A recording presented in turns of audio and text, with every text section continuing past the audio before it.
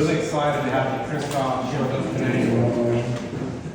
CHRISTOPH has been working for somebody else, doing his passion the last 10 years, right? Doing what he loves for somebody else the last 10 years, all over the world. And his kind of his niche, his cliche phrase is, once you find out what's most important, you're absolutely unstoppable.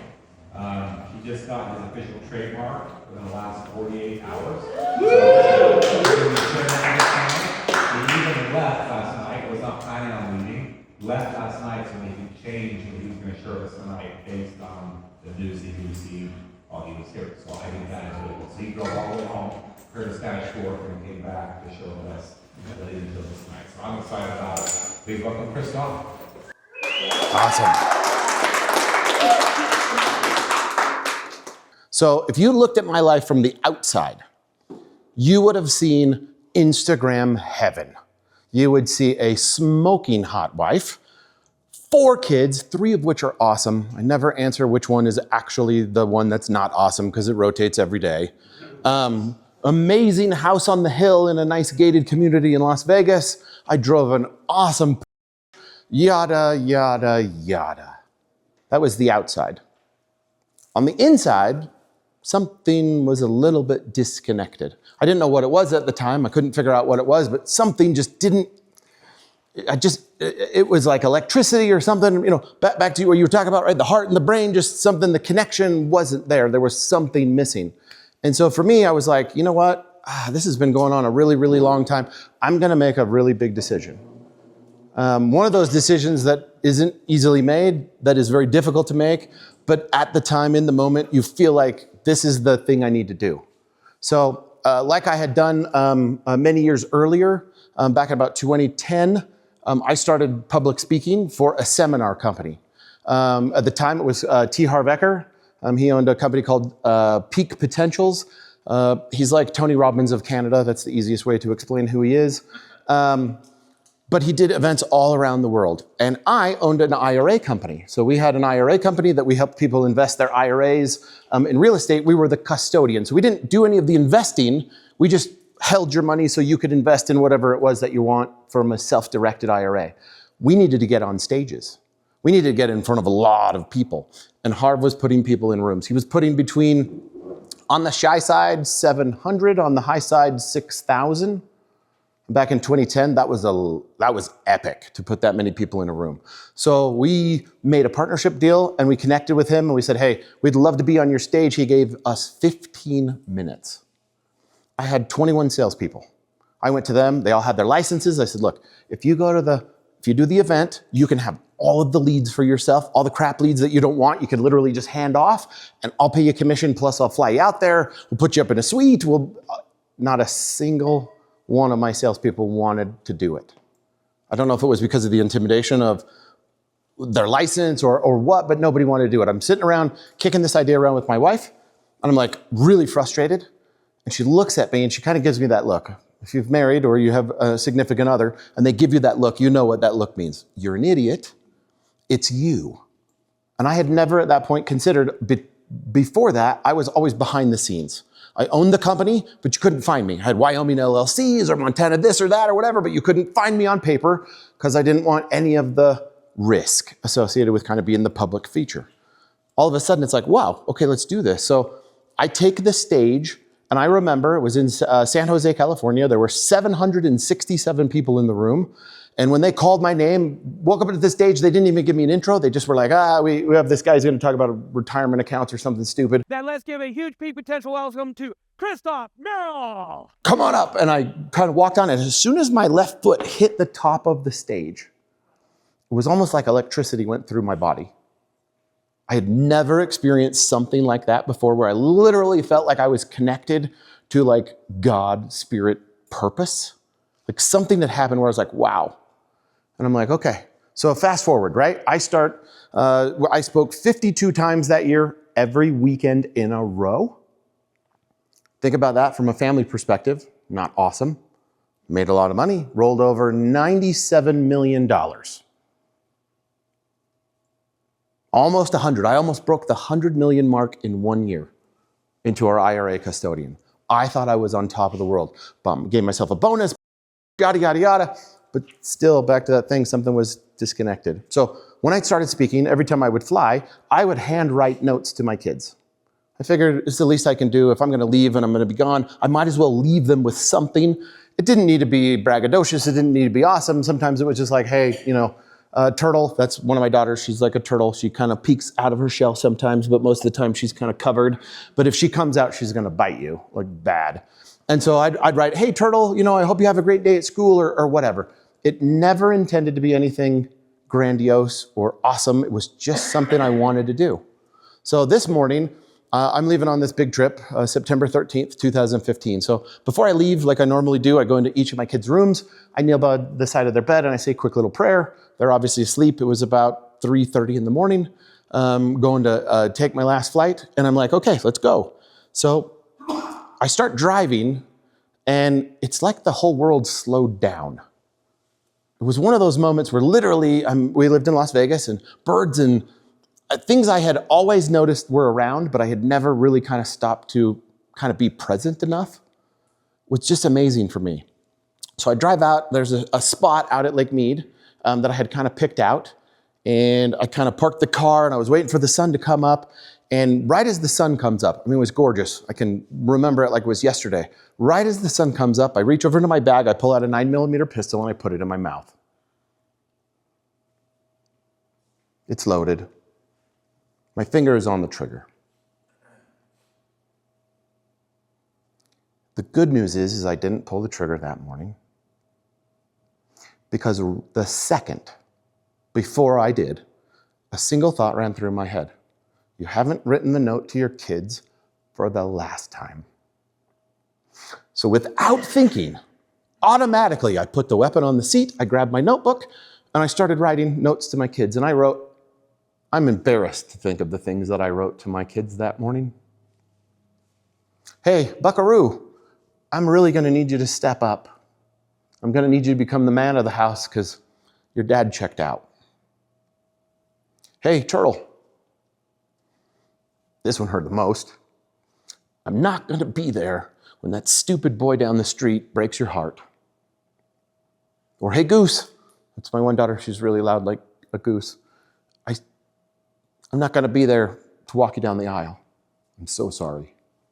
And it was at this moment, as I'm kind of going through this exercise, that again, like I said, I started before, wasn't intended to be something grandiose.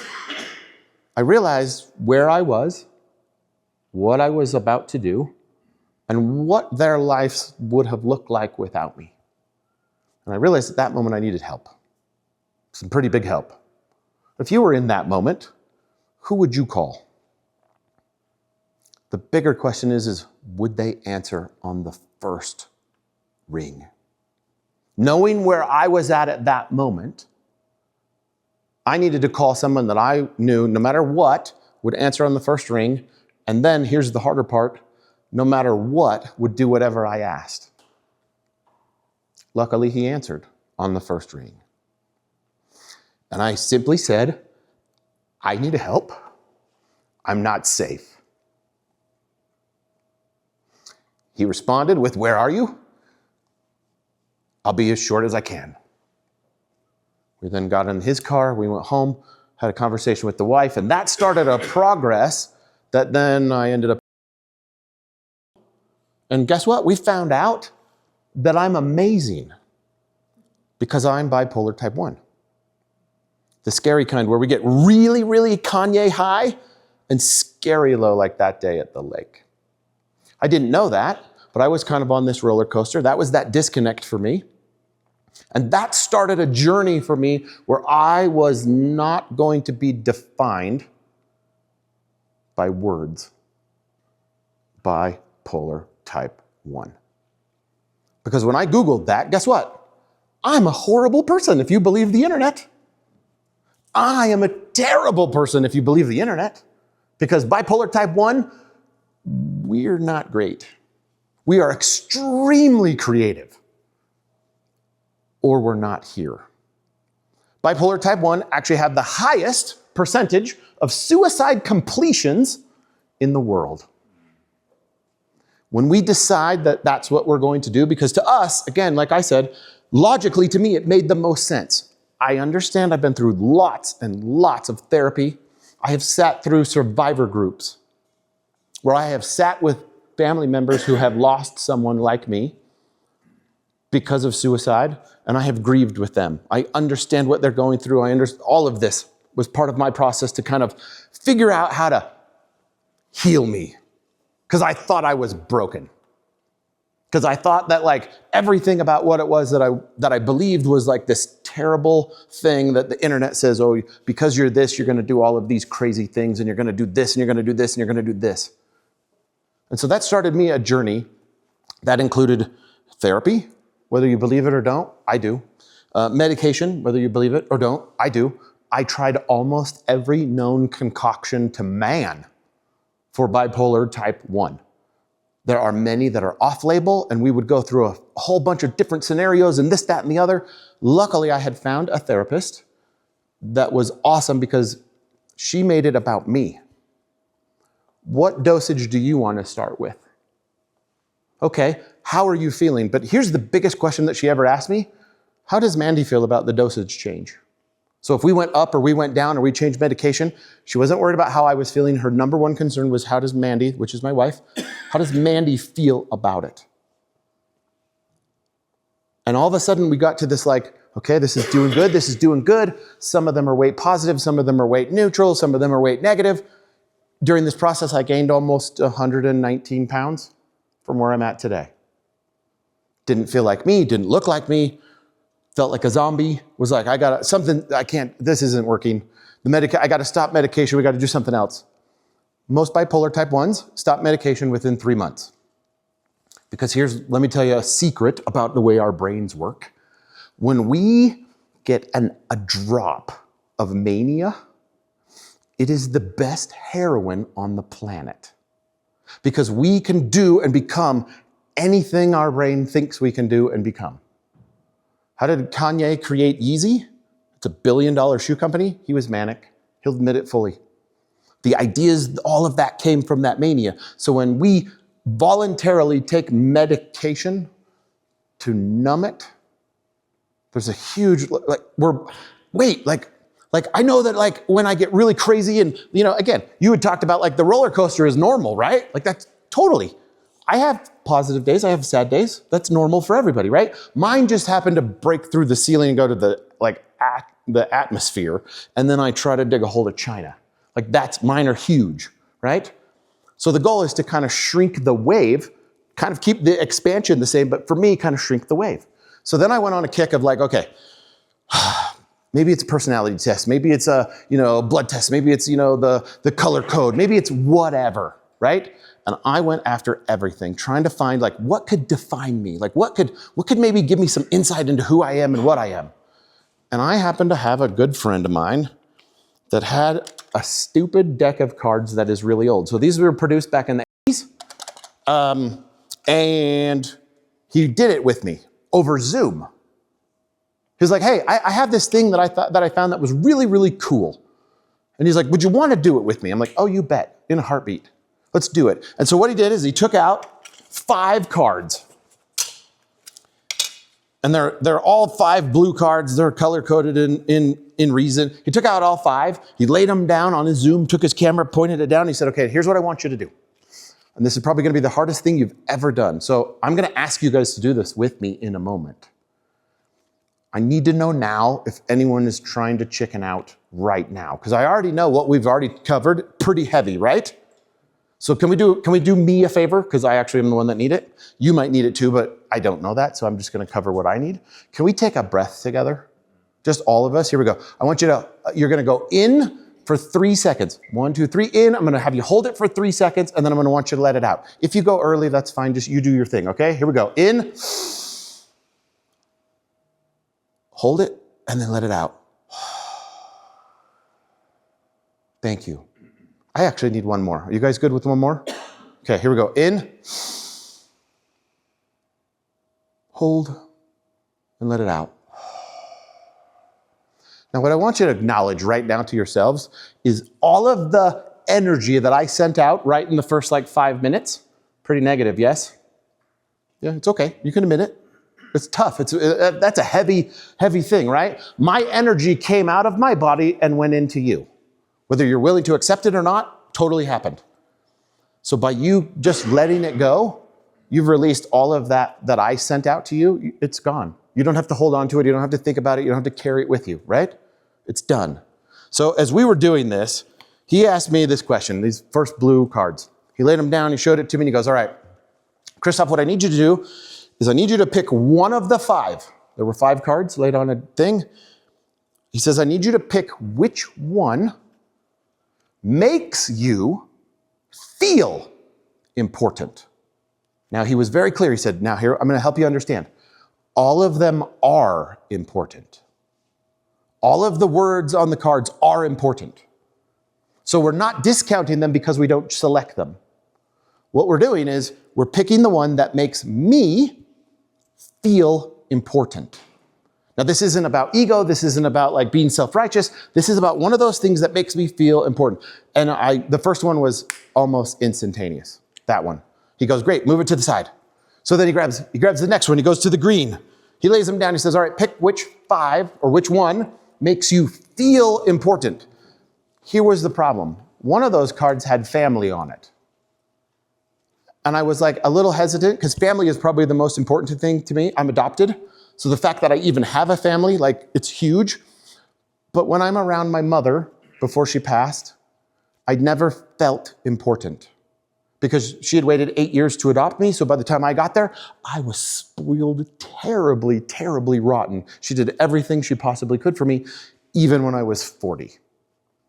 Because she wanted to be important in my life, but I never felt important. So I couldn't pick family, so I struggled because I was torn. So then I picked a different one. Then we moved on to category 3, 4, 5, 6, 7. Then he said, all right, now what I need you to do is you have 7. You have 7 cards. I need you to lay them down in order.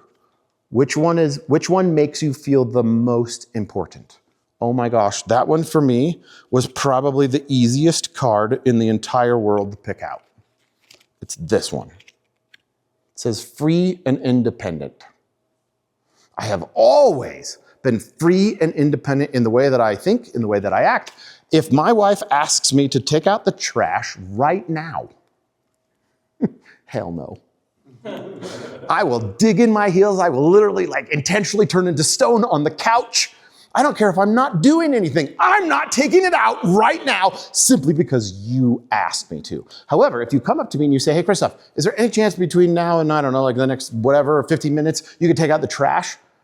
9 out of 10 times, I'm actually, because you've already interrupted me, and I'm bipolar, so like my flow's off. So all of a sudden, something, what do you want me to do? Take out the trash. If she gives me the option, right? Again, my number 1 is that free and independent card. Most likely I'll take it out right then. Because then I can get it over with and then I can go back into what it was that I was doing. Okay? Do you guys want to do this with me? Okay. Yes. No. Yeah, who wants to take out the trash right now? If you just grab some and then I'll grab some and then we'll try to pass them out as fast as we can. Don't open them just yet. Just take one and pass it down. That'd be the easiest. There we go. Perfect. So this is my only photo. This is when I was in. This is the only known photo because the rooms that we were in, we were paid employees, like 1099 consultants. We were not allowed to take any video. We were not allowed to take any photos of the room. Someone snapped this and emailed it to me. So this is the only known photo I have of that day. Yeah, that was on stage. Yeah, that one. That's the only known photo of when I was at the event. There were 6,200 people in that room. I was the only person on stage for 10 hours a day. I loved, like Dan said yesterday, I loved every second. Now granted, Sunday at 6:30 when we finished and I went back to my room, I became comatose for about 10 hours. Completely useless. Couldn't do anything. All right, everybody have one? Perfect. What I'm gonna want you to do, you can open the box, set the box on the floor, you won't need the box. What I want you to do is I want you to just grab the first 5 cards, the blue cards.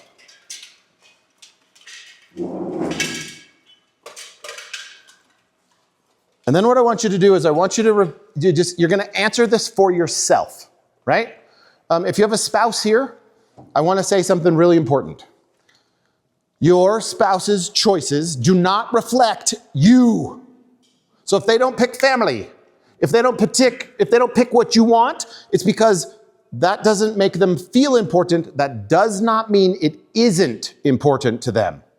There's a very big difference that we'll get to in just a second once you pick yours out. So I'm going to go through them. You pick the one that makes you feel most important. Control. I feel important when I have a sense of control. Control of my life, control of my job, control of the situation or the conversation. If that's you, pick that card. Trust. I feel important when I have a sense of trust. This is also living trustworthy, trusting yourself, being trusted by others, or being relied upon. Organized. You see how this goes? I don't need to read them all, right? Okay, so pick your cards out. When you're done with the blue ones, I want you to set the one card in front of you. That way I know that you're done with the blue. Just set that one blue card right in front of you. Don't worry, they could be dirty. You can put them on the floor, Darren. It's okay.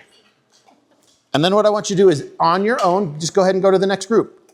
So once you put your blue card down, I want you to go to the green. If anyone gets stuck, raise your hand. Ladies, I want you to think out loud for a second. You have always been in a world of service to others, and therefore have a very hard time determining or selecting items that are not service-oriented. And therefore, some of these are harder than others because you feel obligated to select one that is of service. If that is the choice for you, great. If it is not, do not feel guilty in this moment because you did not pick the one that you were supposed to pick. Once you've done the green, you can move on to red.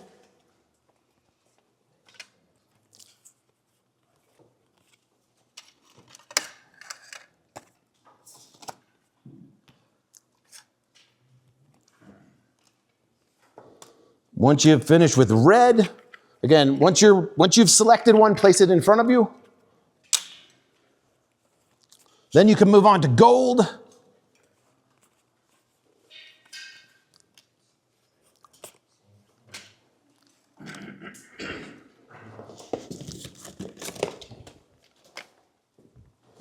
Do you have a deck for you and a deck for him? Oh, okay, all right, okay. Well then, there you go, okay. Once you move on to the gold, then you can do the light blue, or I call it sea blue. If you're that fast, you can move on to purple. And then you can get to the last green one. Anyone struggling with any of these? All of them. Okay. You got to pick one. Again, remember, the word is this, whatever it is, right? Experiencing life for me makes me feel important. Makes me feel like I feel like I'm doing what I'm supposed to do. I'm feeling like this is part of me, who I am, what it is that I'm all about.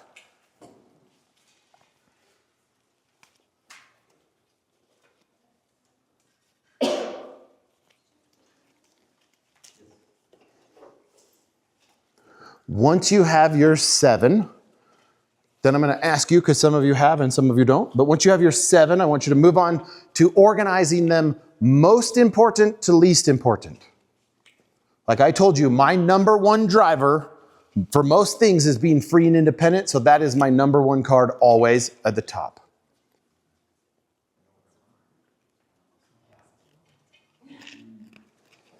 Those are hard. Yep, they are. Eliminate 2 that you know all right away. Yep. If you're stuck on some, I want you just to eliminate 2, just like that. Take them away. You already know they're not it. You're just debating because you're worried that your neighbor is going to look over and be like, oh my gosh, that guy's an idiot. He didn't choose that one. Gosh, like I know him and he should have picked that one. Right? Yeah.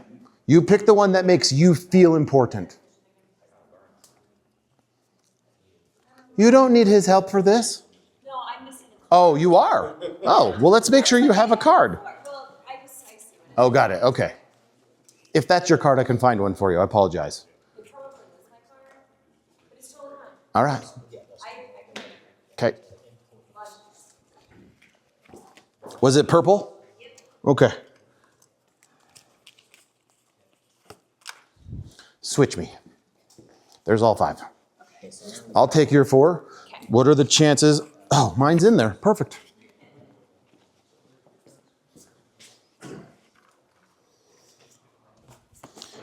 All right. Nope, just 1. Yep. No, well, what you're doing is you're putting them in order of most important to least important. So 1 to 7. Yep, all of those. So look down and pick out. You already know which one is number 1. It's really easy. Yep. Just like that, right?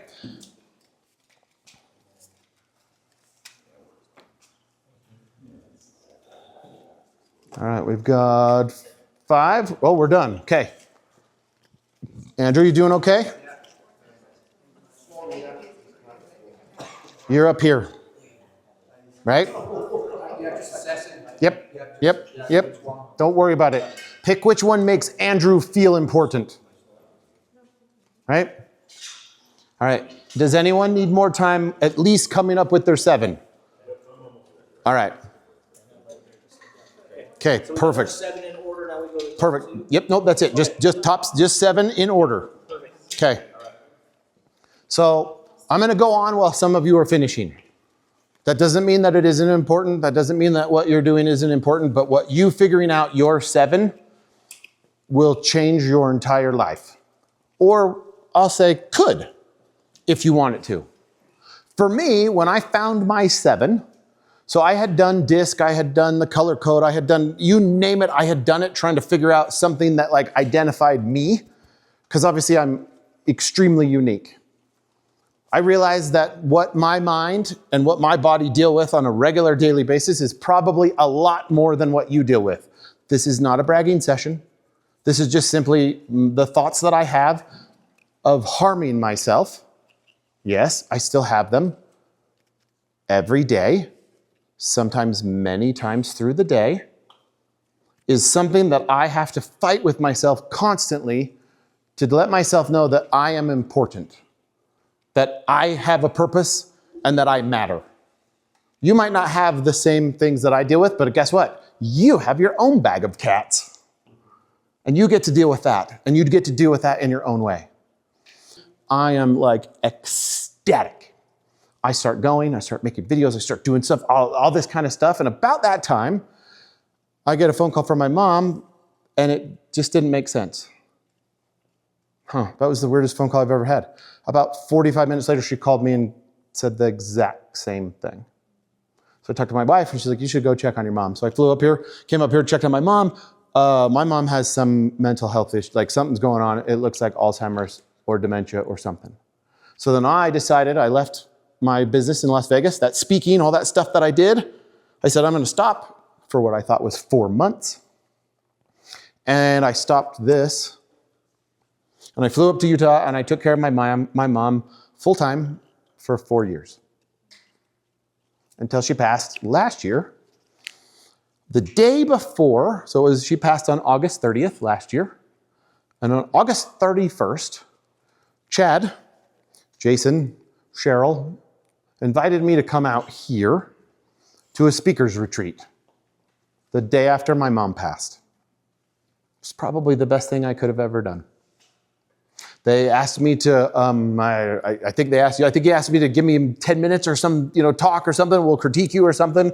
I told some hilarious story about I was really, really fat. And my wife said, there's no way you could finish a triathlon. And I was like, oh yeah, you bet. And the problem is when I say you bet, I have to do it. Now, I didn't have to win. All I had to do was finish. And technically the rule was she said I was going to die. And so all I had to do was not die. Right? So I told that story. It's hilarious. It's one of my, as Dan was talking about, in the bag, right, of stories. That's an amazing story. It's so fun. It isn't relevant tonight. But I wanted to add a little bit of humor in here. Because after my mom passed that day, then it was like, okay, it's time to get going. So now all of a sudden, it's like, okay, it's game on time, right? Here's the thing that I want to share with you. So you have your 7. If you look down at your 7, I'm going to use you as an example. Is that okay? If you are having a bad day, right? How many of those 7s would let's think about it if it was like on an elevator, right? How many of them would move down for you if you're having a bad day? 2 or more? Think of your worst day ever. You don't have to say it out loud, but your worst day ever, then look at those 7. Which one of those were not being met or fulfilled? Oh yeah, right? Yep. Didn't feel validated, right? There was something else that was, right? So it's typically 2. So the great part about it is the gentleman that did this for 10,000 people to prove the math. So I know the math works. Thank you. I don't have to pay for that. The great news is when you look at that and you pull them down, right?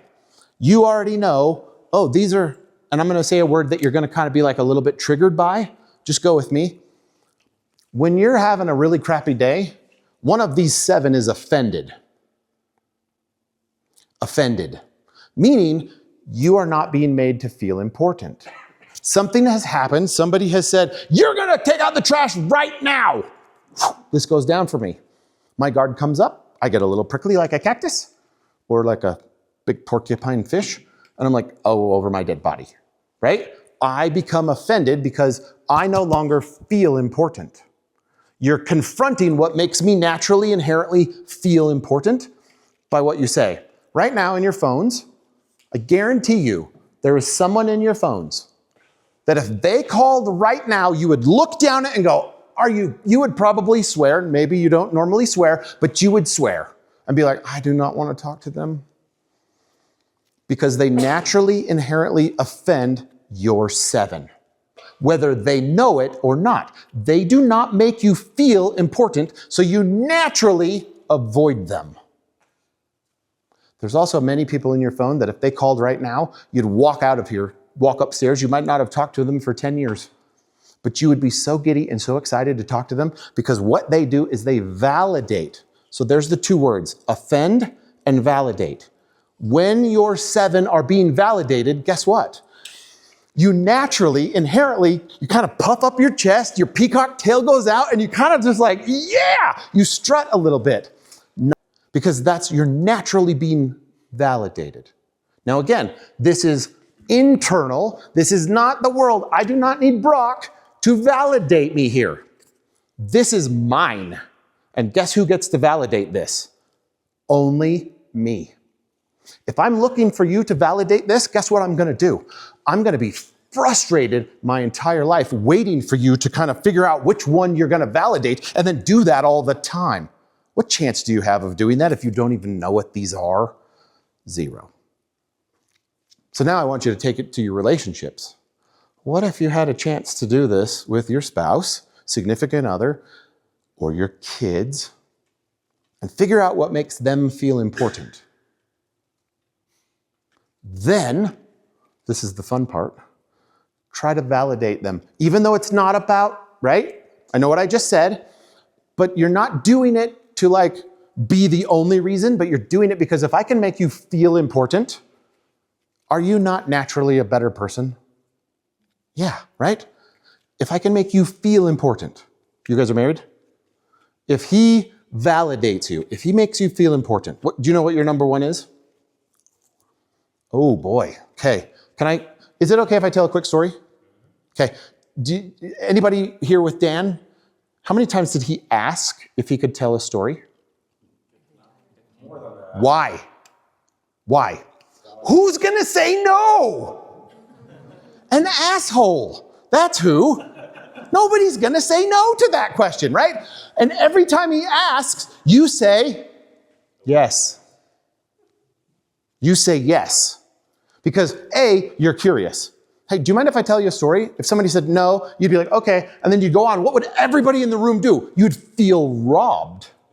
Anyway, I took off my trainer hat from the seminar and I popped that on just to kind of share that with you. Because as you start listening to others as they speak, a lot of these threads are the same. Like if you listen to Ashley, if you listen, like Jans did it last night, right? Like his call and response. You remember what did you do? Because it was so good. You had somebody, they did something, and then you're like, hey, everybody on Boom, right? So powerful, because what did that do? The whole, right? The whole room was there. So we're going to trust. And then my story. So when I did this, after I tracked it down, after I paid 6 fat figures for this, I finally had a whole 1,500 boxes of cards, and I set them down, and I had my wife go through it. And she picked out trust, just like you did. And I puffed up like a peacock. I was like, yeah, I got it. Because what I had known when we were dating and when we were getting engaged, so we met, and then on our week anniversary, we went ring shopping. I know, a little slow for Utah. And then on our month anniversary, so not actually like a month later, 3 weeks later, I proposed, and then 4 months later after that, we got married. And now it has been this May 18th will be 25 years. So I knew that trust, so no matter where I was in the world, no matter what opportunities were presented to me, both male and female, I was good. That's never going to be a problem. My wife's going to have to deal with me. I'm good, because I know that was super important to her. I just naturally knew that, right? So when she picked that card, I started beaming. I was like, yeah, I knew it. I got one at least right. So then as we're going through it, I was like, babe, trust, right? I'm doing great at that. I got this. And she's like, no. I'm like, what do you mean no? I've never cheated. I've never even strayed. I've never nothing. She's like, that's not what it means at all. She says, because of what happened in my family and then my mom moving on, and all of a sudden I never got to be in charge or trusted with anything of importance. Whoa, I wasn't even in the ballpark. So I sat there for a few minutes and I was like, how do I, whoa, that gave me an opportunity right then and right there to not to fix anything, but to make it right. And so when we got married, naturally I just did the real estate. That's just what I did. She was involved, if we sold it or we did whatever, she'd help with the design because I'm terrible. But I would just always do it all. And I looked at her and I said, hey, what if from now on, literally right now, you're in charge of all of our real estate? The woman she became was the woman I knew was in there. I just didn't know how powerful she was going to be and who she was. She became a phoenix out of the ashes from her mother and father's divorce and became the woman that I thought I married a dynamo. Oh, wow. So my only goal every day, trust, is once you figure out, because obviously you have your own kind of definition about what it means, right? And you all do. Whatever your number 1 card is, I told you mine, right? My number 2 is a little different. Number 3 is a little different. Whatever it is, I have a sample of her cards. I have them, for the longest time I had them in my wallet, but now I have it memorized. And so my only goal every day is to do one thing to validate her. Because if I can make her feel important, when someone makes you feel important, are you not better at everything you do? Right? Right. When someone makes you feel important, I know you've gone through a tough time. That doesn't mean that you're still not important. That still doesn't mean you still don't feel important. When that happens, even though all the tough is going on, you still feel awesome, don't you? And those are those days where you feel like you still have a moment. I'm still in this fight. I can get my daughter back on my side, right? When you feel important, the world literally opens up to anything you want because you become unstoppable because now you feel important.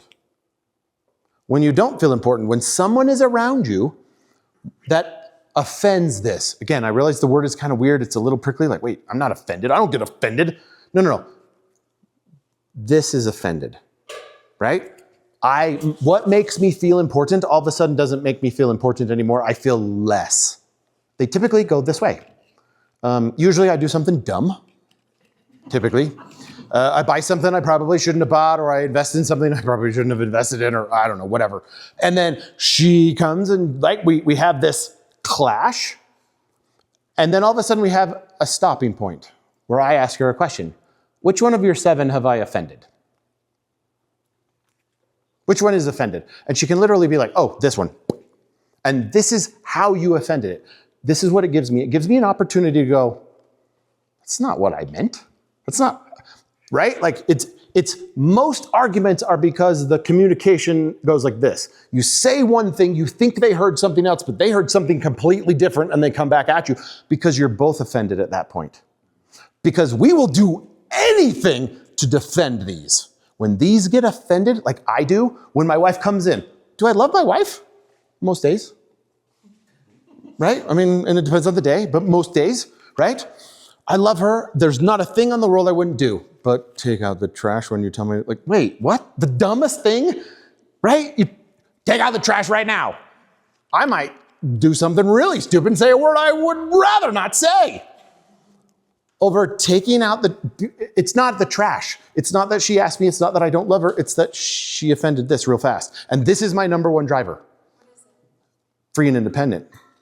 If you tell me to do something right now, hell no. There's no way. I would rather die. Case in point. Can I tell you another story? Free and independent. Yep, free and independent. So for me,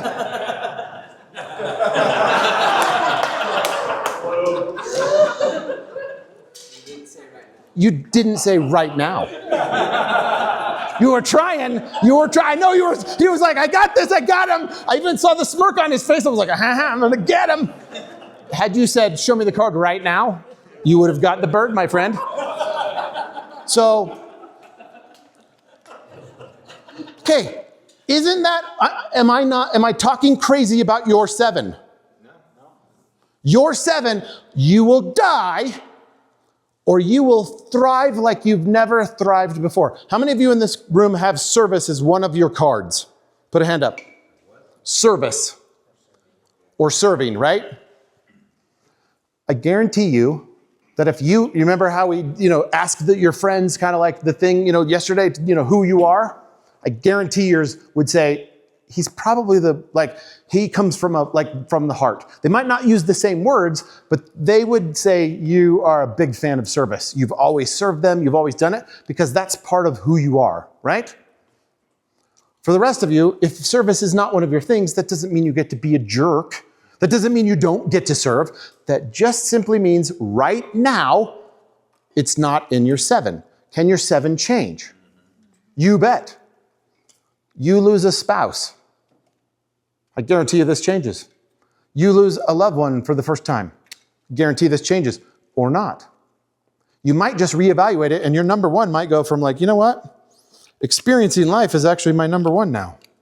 I want to experience life. Because I lost my mom. She went way too early. And I want to have the memories, the stupid things that I wish I would have done. So this is just advice from me to you. Take it for what it's worth. If you still have a parent that is alive, that can communicate in any form or fashion, go to them. Don't call them. Go to them and record their voice. Record them saying something to you that you will die later to hear again and again and again and again.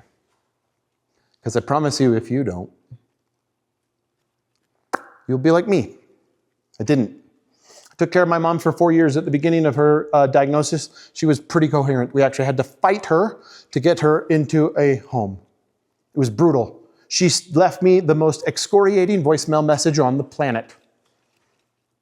I have that recorded. I do. And I will listen to it, because it's all I have, sadly. There were things in here that she knew how to validate. There were things that she knew how to offend.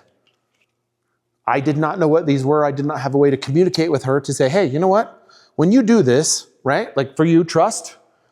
Whenever that is, right? You have an opportunity to correct him that he would have never guessed on his own. Right? Chad, what's your number 1? Top number 1 is Yeah. When you feel like you're like that, right? You're doing what you're supposed to be doing, right? Yeah. And if something took that away, it would be almost as if like, what is the point of anything else, right? Yeah. For most people, the number one is that thing, right? Once I found this out about my wife, guess who I did this with next? My business partner. Sneaky, I know. But not in a, I'm trying to manipulate you way, because that won't work for spouses or kids either. If you're doing it only to manipulate them, guess what? It's the same as any other form of manipulation, right? So don't use it in that form. Use it in the form of, I want to make their life better today with one thing. If you're in doubt, you can flip it over and you can go, I hate these stupid bifocal glasses. You know when you get older and they're like, oh, you're about the time you need bifocals, and they give it to you, and like this part of my glasses I can see, but this part I can't because it's supposed to be for reading. The problem is this is where I can read. Do you know where my computer screen is at? That. Right? There's 10 things on the back that you could do. If you are challenged, if you are having a bad day, if you're having a down day, if something isn't going right, whatever, lift 2 up. Pick 2. You know what? Here, I'm going to use a couple of mine if that's okay. So, is it any guess that performing is one of my cards? That's a big surprise. Right? You would have never guessed. I love performing in any and all fashion. It could be in a Zoom. It could be to my kids. We could be dancing on the boat. It doesn't matter to me. It's some form of performance. Yes, this is way more awesome and fulfilling because my whole goal is to watch one person go, holy crap, my life could be better because of one thing he said. I'm not going for like home run. I'm not going for like, oh my gosh, Christoph, this is awesome. I'll pay you $1,000 for that deck of cards. That'd be great. But no, I'm going for one of you found one thing. If I do that, this happens. But guess what? Then I feel like I'm doing this. This is life's purpose. I feel like this is what I was made to do. That moment, that first foot hit the top of the stairs, and all of a sudden electricity went through my body. It was as if my life's purpose became extremely clear. Why was I able to get on stage for roughly 35 hours in a weekend and do it with the same energy that I have here right now, except to 600, 6,000, 6, whatever, because it was what I was supposed to be doing. I felt like I was living my purpose. Do you want to know how hard it was for me to take 4 years off? But that's the exciting part. So, has anything I've said helped one person? Just put up a hand. Thank you. For me, that's worth way more than money because that feeds my soul. Now, obviously, I need to make money, so I need to eventually speak and go to corporations and do all that, and that's Chad's helping, right? Somehow I need to create you have an awesome group, you have an hat. The hat is throwing me off. I know, I'm sorry. Yeah, you got the disguise going, right? Like, you guys have your own groups. I don't want to copy you, but I'd love to learn like that, right? I'd love to keynote all of these things because I feel like this is what I'm supposed to be doing, is sharing this. Now, HugeHabits. So when I did not know that the trademark was there, I've got about 5 minutes real quick. So when I did not know the trademark was in existence, so when I submitted the trademark application, on the website, it said, your expected, I forget the word, first acknowledgement of your trademark was 27 months. Holy crap. 27 months? I don't even know if I'll be alive in 27 months. Like, what are you talking about? I don't know where I'll be or what I'll be doing, but 27 months, right? It took 27 months for them to acknowledge it. Then it took 18 months for them to go through the process and until Thursday. So I went through the process of, I figured I'm not going to get this. This isn't going to be mine. So I'm going to take as much of this as I can, but I'm going to create my own stuff.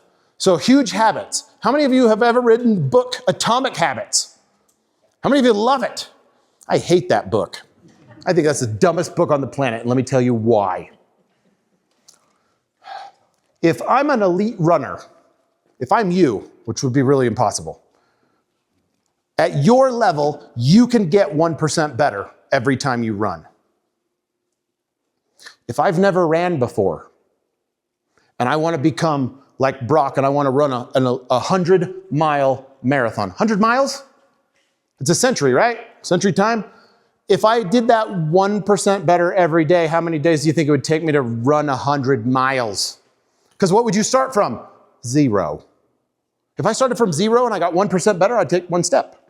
Okay, then, right? It would take me how long to even get to a mile? Take forever. So 1% improvement in businesses? What a horrible idea. Horrible idea. You need huge habits. Huge. You need something so big and so different that you get a little scared. That, whoa, are we really going to do that? Am I going to really step back? Whew, right? You were like, right? Randy was like, am I really going to do this? That's a huge habit. That's something that in order for you to do that, you have to become, here's my favorite part, you have to become the person that let go. That's all. And the person that lets go does what? Lets go, right? So if I want to be a runner, if I want to be an ultra marathon runner, what would you say would be the minimum amount of miles I would have to put in per day? Because you don't take days off, do you? Maybe rest days once in a while. Sundays, perfect, right? So every day but Sunday, you run a minimum of how many miles? I mean, it depends. Because when you're in 10 straight, it could be... Right? But what's the minimum, lowest amount? 2. Okay. Who wants to go be an ultra marathoner tomorrow? Tomorrow morning, we're running 2 miles. Running. I didn't say walking. I didn't say we're going to run them. That's the huge habit it takes to become that. What do you want to become, and what habits is it going to take to become that? The actual habits, not the thinking like, gosh, I would really like to be an entrepreneur someday. I'd really like to be, no. Be that. And then do the habits, the huge habits that it takes to get there. All of the people that are ahead of you. How many of you have people ahead of you? I only have one, Warren Buffett, damn it. I mean, there's a few more. But like, every one of us have somebody in front of us, right? But we also have what? People behind us. So if we want to get where we're going, okay, I want to be there. I want to be, Hall of Fame is too grandiose for me. If it comes, that would be great. Yes, I've thought about it, I've dreamed about it, but that's a bestowed from everybody. A full-time speaker, meaning I make my entire living, I pay for my whole family just by speaking, or by writing a book, or by whatever, right? Like thought leadership. That's my goal, right? So then what do I have to do? I have to go speak for free. Why? Because if you can't get paid, you then speak for free. Everywhere, anywhere, no matter what. $1,200? Hell yeah. Right? Will it get to 50? You bet. But you speak for $1,200 and you go, awesome. I have so many speeches for $1,200. I need to go to 1,500 now because I'm almost too busy to do everything else that I'm doing and speak. Or then I go to 3,000 or whatever the number is for you or wherever it is that you go. That's a huge habit. But I have to become, here's the fun part now that I can officially say this, I have to literally embody every 7 of these every day. And what I have to do is very simple. I don't need 8 billion habits. I need habits around 7 things. Because if I feel validated, if I feel important every day, I am more motivated to do the things I need to do. Those huge habits, the things I have to do, right? Which are hard, but I have to do them to live the dream and be what I want. So, this is the promise of huge habits. And yes, it is in the process of being trademarked. Individuals reinvent. If you're not where you want to be right now, it could be financially, spiritually, mentally, emotionally, relationship, it doesn't matter. If you're not where you need to be or where you want to be, a reinvention is in order. Otherwise, you're going to be in the same position you're in right now, really unhappy. It's why you came here. You're looking for something different. There's something, I need to change something, I need to add something to my business, whatever. It's that individual reinvention. Once you do that, guess what happens? You can ignite teams. How easy is it to ignite a team if you're not ignited? Pretty tough. Pretty stinking tough to get your team excited if you could care less, right, Randy? Especially over 200, 300, I mean, right? Like, whoa, impossible.